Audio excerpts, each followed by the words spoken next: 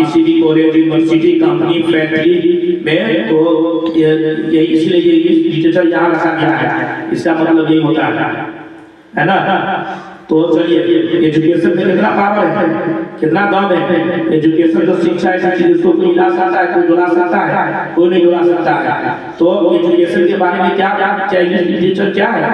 Education is the greatest weapon, सुनते रहिए आप लोग बहुत ध्यान से।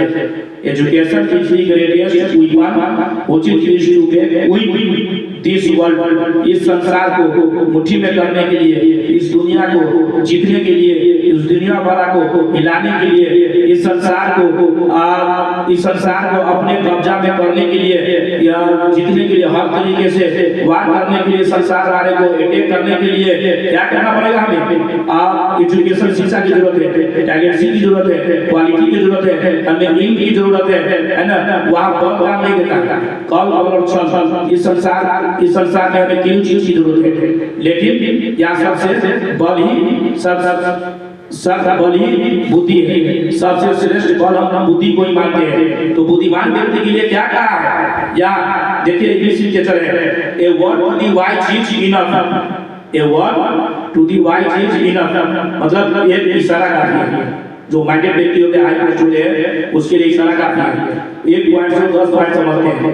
और जो स्टेज पे बोले वाले स्पीकर, जो लेक्चर देने वाले होते हैं, जो भाषण देने वाले होते हैं, स्पीच देने वाले, उसको बोलते हैं स्पीकर। स्टेज पर माइक पे जो बोलते हैं उसको स्पीकर बोलते हैं। तो उसको किसी से डर नहीं होता। जितने भी माइंडेड हाई पोस्ट वाले व्यक्ति होते हैं, उसको किसी से डर नहीं होता है। वो अपना हथियार को लेकर चलते। उसका हथियार कैसा हथियार होता है, धर्म शास्त्र होता है, धार्मिक ग्रंथ होता है। धार्मिक ग्रंथ मतलब कैसा ग्रंथ, ये जो हदीस, कुरान,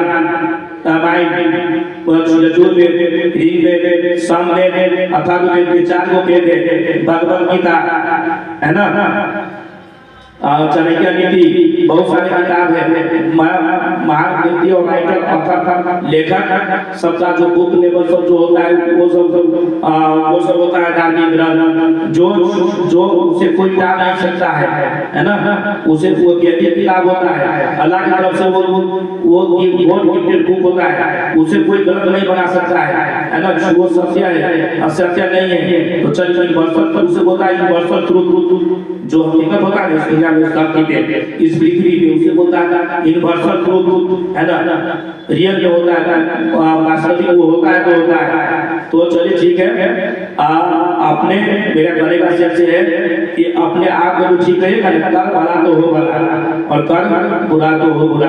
अपने आप को ठीक रहिएगा ना, तो किसी भी और कोई भी माँ का लाल और बंदा, कोई भी इंसान आपको हिला नहीं सकता। आपका अपना हथियार जो मजबूत रहेगा तो कोई भी हिला नहीं सकता है, कोई भी डोला नहीं सकता है। और हथियार क्या होता है, हथियार का मतलब ये नहीं है कि चाकू, छुरा, तलवार, ये नहीं होता हथियार का मतलब। हथियार का जो शिक्षित व्यक्ति है उनका वो ये अशिक्षित व्यक्ति का हथियार होता है। चाकू, छुरा, तलवार, जो लाठी जो होता है ना, ये होता है हथियार।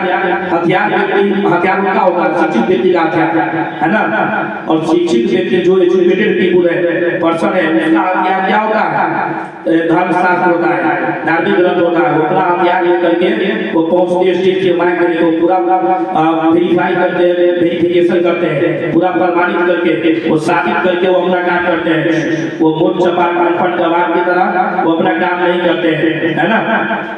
तो चलिए ठीक है, मूर्ख व्यक्ति, अशिक्षित व्यक्ति और शिक्षित व्यक्ति में कितना फर्क है।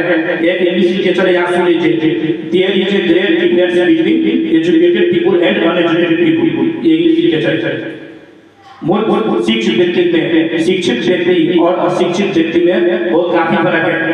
तो यहाँ जो है ये इंग्लिश लिटरेचर। और